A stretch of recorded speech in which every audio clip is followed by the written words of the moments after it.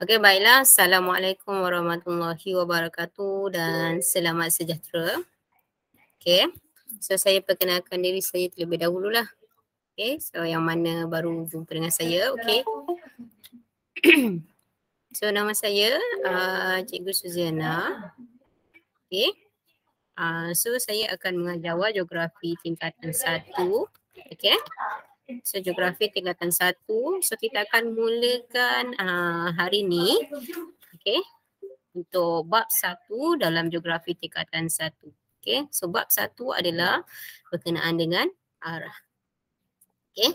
So awak boleh rujuk buku teks awak pada muka surat 2. Okey, rujuk buku teks pada muka surat 2. Okey. Tajuk arah. Okey, untuk bab 1.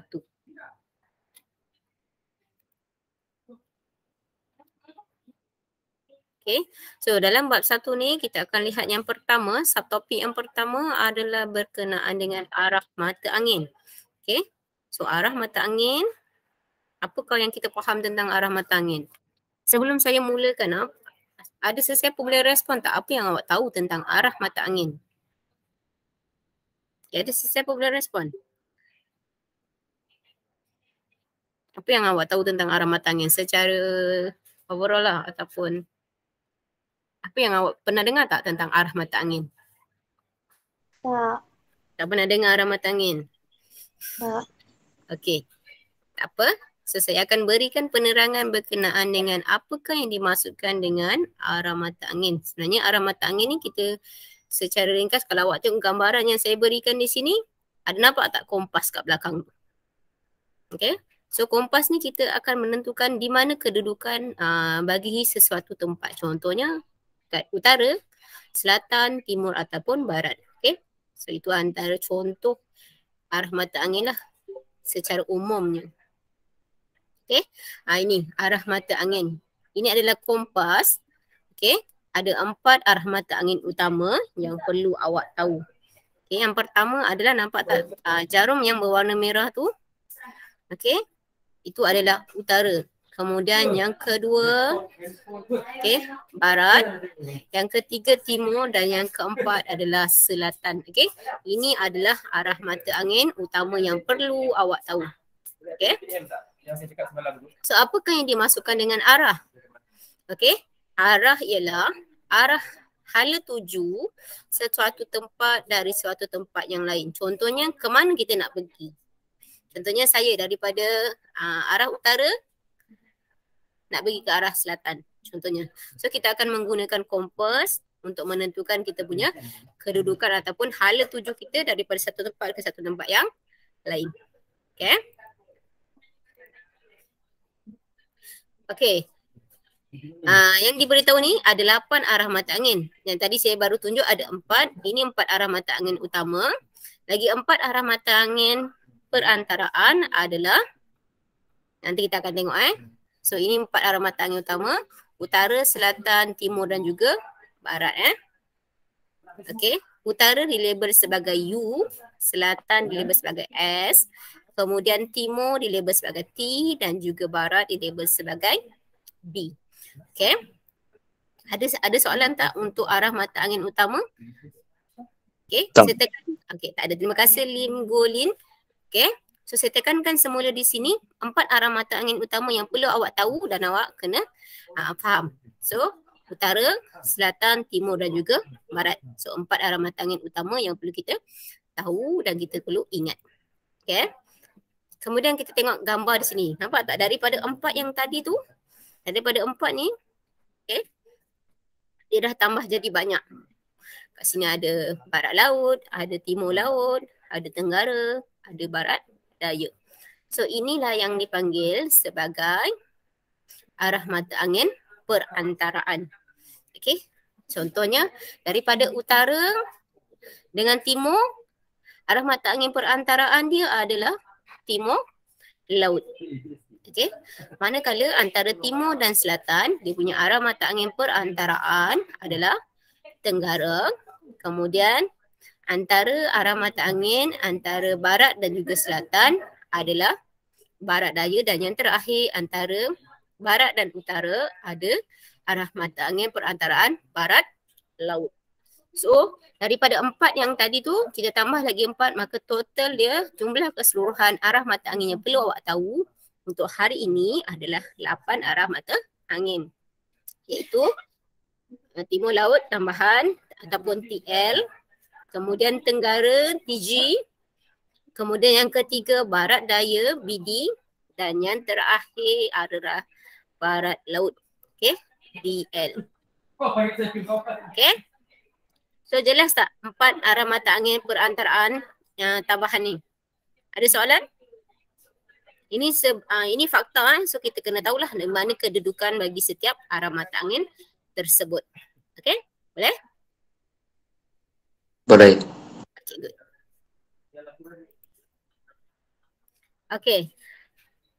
Awak nak saya sambung ke awak nak buat latihan terlebih dahulu untuk arah mata angin? Cikgu sambung. Saya sambung kan, nanti kita baru buat latihan So kita masuk lagi satu subtopik, okay. Lagi satu subtopik yang kedua pada muka surat 3 Pada muka surat 3 iaitu cara menentukan arah mata angin menggunakan matahari. Okay. So dalam subtopik ni pada muka surat 3 buku teks masing-masing boleh rujuk buku teks So kalau ada buku teks, ni kita akan tengok gambar dekat sini lah. Okay, buku teks masing-masing rujuk untuk 1.2 iaitu cara menentukan arah mata angin menggunakan matahari. Okay, sekarang kalau awak lihat dekat luar, kat luar rumah awak sekarang kita berada di rumah masing-masing kan.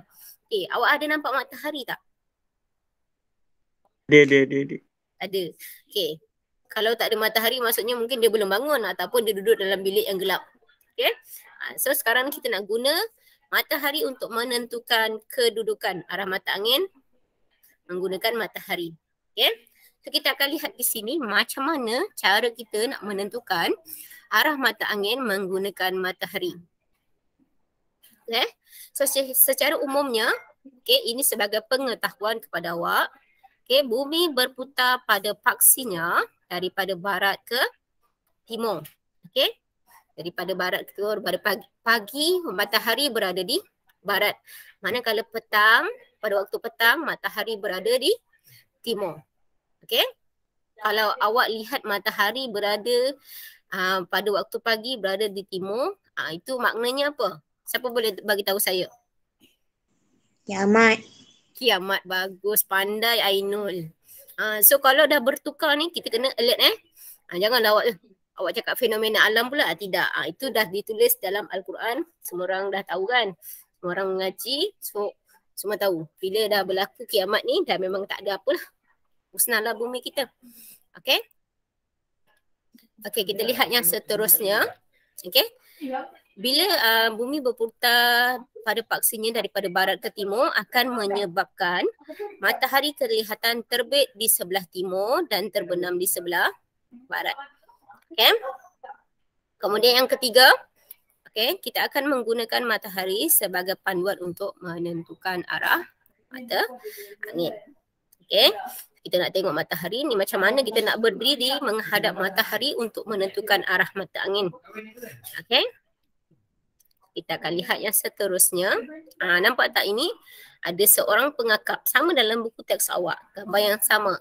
Kita nak menentukan arah mata angin menggunakan matahari bila kita berada di kawasan yang lapang. Okay, contohnya padang. Tak pun awak dah dekat depan rumah awak pun boleh, tak ada masalah.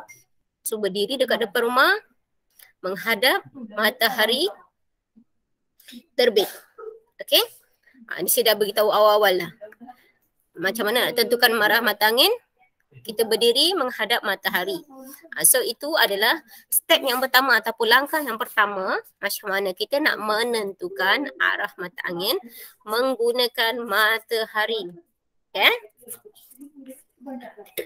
So kita menghadap matahari. Contohnya dekat sini pengakap ni berdiri menghadap matahari, okay, di arah timur. Okay. So arah di hadapannya adalah timur, manakala arah di belakang dia adalah barat. So berdiri menghadap matahari terbit di timur dan belakang tu secara automatiknya barat So kita kena jelaslah yang tadi 4 arah mata angin utama tadi tu. Okey? Okey. Kemudian bila kita dah berdiri, kita kena depakan kedua-dua belah tangan kita. Okey? So bila kita depakan tangan, timur kita, hadapan kita adalah timur, belakang kita adalah barat. Kemudian tangan kanan. Okey, tangan kanan bila awak depakan tangan kanan awak. Okey, bila awak depakan tangan kanan dan tangan kiri. Okey. Tangan kanan adalah selatan dan tangan kiri awak adalah arah utara. Okey. So itu 4 arah mata angin utamanya. Kemudian awak tentukan sendiri antara setiap 4 arah mata angin tersebut apakah arah mata angin yang arah mata angin perantaraannya. Okey. Ini saya dah beritahu tadi, tangan kiri menunjukkan arah utara, manakala tangan kanan menunjukkan arah selatan. Okey, jelas tak ni cara-cara untuk menentukan arah mata angin? Jelas. Okey, jelas. Bagus So nanti awak praktik lah dekat rumah, awak tunjuk lah. Nak belajar dengan adik-adik ke, nak tunjuk dekat mak ke, kita cakap mak saya nak menentukan arah mata angin. So awak berdiri mula-mula menghadap matahari. So secara automatiknya menghadap matahari, bila kita berdiri menghadap matahari itu adalah timur.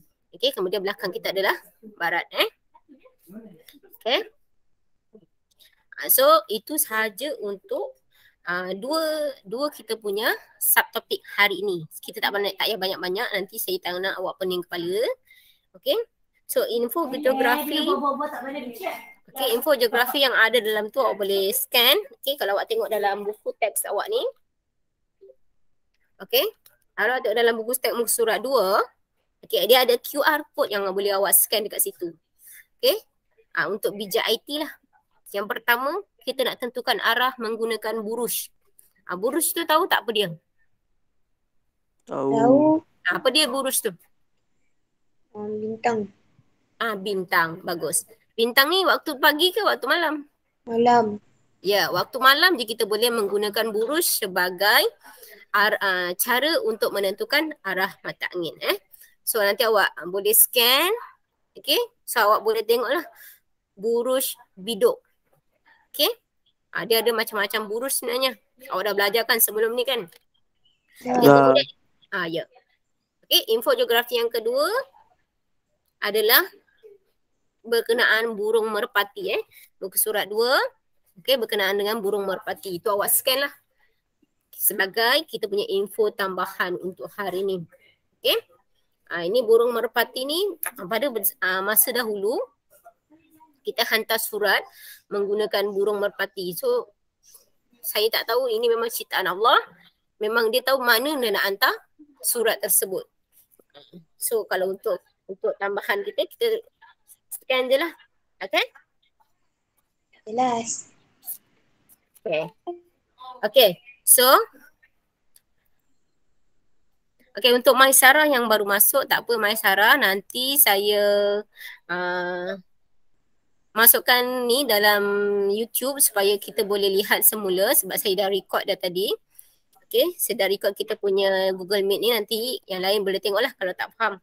Okay, so sebagai ulang kaji penerangan saya tadi, okay, awak buka buku teks muka surat 10.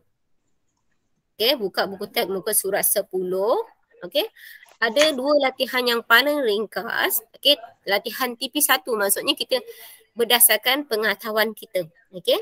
Latihan yang pertama, kita tentukan 8 arah mata angin. Kemudian yang kedua pun sama. Yang pertama arah mata angin menggunakan kompas. Yang kedua arah mata angin berpandukan matahari.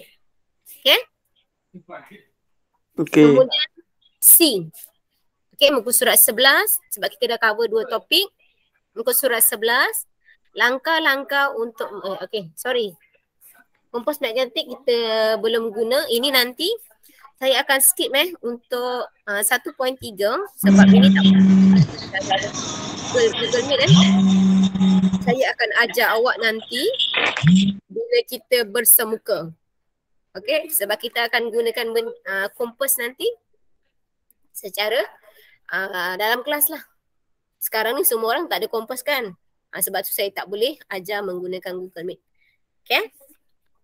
So latihan tadi muka surat 10 saja. Soalan A dan juga B. Buat latihan dalam buku panjang. Boleh tak buku panjang? Boleh cikgu. Okay. Kalau siapa yang tak ada buku, tak apa. Awak guna test pad pun boleh. Nanti tampal je. Naik sekolah nanti tampal dalam buku. Tak ada masalah. Saya fleksibel. Yang penting awak buat tugasan yang saya berikan sahaja. Okay, boleh? Boleh. Boleh. Okay, ada soalan sebelum kita akhiri kita punya Google Meet? Cikgu. Ya, saya. Kan kena kompas kan, lukis kan? Yang mana kompas? Awak nak lukis pun boleh. Kalau tak nak lukis, tak apa. Saya bagi awak foto state. Okey. Saya mudahkan awak. Kalau awak rasa awak nak lukis gambar orang tu nanti kan jadi macam gambar kartun pula, tak jadi pula kan. Melainkan awak ada bakat melukis yang sangat hebat, awak boleh lukis. Okay, yang ni saya benarkan awak foto state lah. Kalau tidak menyusahkan. Saya tak nak menyusahkan sebab kita PDP kan, PDPR. So saya tak nak menyusahkan mana-mana yang mudah untuk awak. Boleh? Boleh. Okay, excellent. Okay, untuk yang baru masuk, kamu Ilham. Okay, kita dah nak habis kita punya Google Meet. Sekarang ni masa untuk membuat aktiviti cabaran prestasi muka surat 10. Okay, ada soalan lain tak sebelum saya akhiri Google Meet? Cikgu. Ya, saya.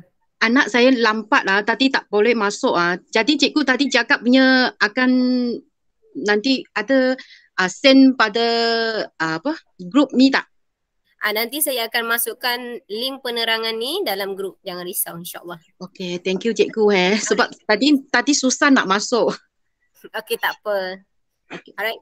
Itu sahaja daripada saya. Assalamualaikum warahmatullahi wabarakatuh. Terima kasih semua.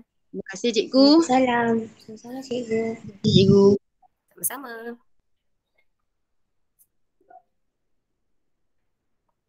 Kita berapa lama?